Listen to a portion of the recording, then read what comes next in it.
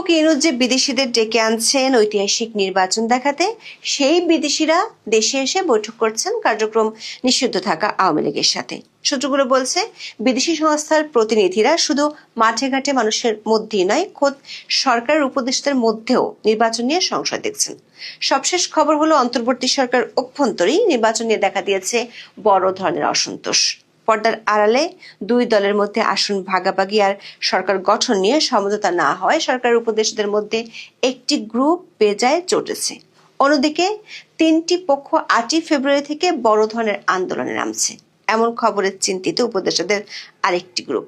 এই আন্দোলনের কারণে চট্টগ্রাম বন্দর থেকে শুরু করে প্রশাসনের প্রাণকেন্দ্র সচিবালয় অচল হয়ে যাওয়ার আশঙ্কা করছেন সংশ্লিষ্টরা। সিনিয়র কয়েকজন উপদেষ্টার ধারণা, নির্বাচনের 4 দিন মাত্র বাকি থাকলেও এত কিছু নিয়ে অচল অবস্থা দেখা দিয়েছে যে কোনো মুহূর্তে বড় ধরনের অস্থিরতা দেখা দিলে অবাক হওয়ার কিছুই থাকবে না।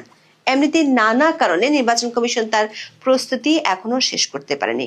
গাজীপুরে স্থগিত করতে হয়েছে নির্বাচনী সরঞ্জাম বিতরণ। পরিস্থিতি নিয়ে উপদেষ্টাদের মধ্যে আশঙ্কা এতটাই বাড়ছে যে নিজেদের মধ্যে ছোট ছোট দলে ভাগ হয়ে এখন তারা বৈঠক করছেন। কমপক্ষে 8 জন উপদেষ্টা কূটনৈতিক পাসপোর্ট বাদ দিয়ে সবুজ পাসপোর্ট নিয়ে পশ্চিমা দেশের ভিসাও লাগিয়ে নিয়েছেন। এমনকি দেশের আইন শৃঙ্খলা নিয়ন্ত্রণে রাখার দায়িত্ব যে পুলিশের, সে বাহিনীর সর্বোচ্চ ব্যক্তিটিও দেশ ছাড়তে চান। এই পরিস্থিতি নিয়ে আন্তর্জাতিক শক্তিগুলোর কাছ থেকেও চাপ আসতে পারে, এই আশঙ্কাও আছে সরকারের কারো কারো মধ্যে। সূত্রগুলো বলছে, মাঠের পরিস্থিতি যমুনার নিয়ন্ত্রণের বাইরে চলে যাচ্ছে ধীরে ধীরে, আর তাতে আতঙ্ক বাড়ছে অন্তর্বর্তী সরকারের উপদেষ্টাদের।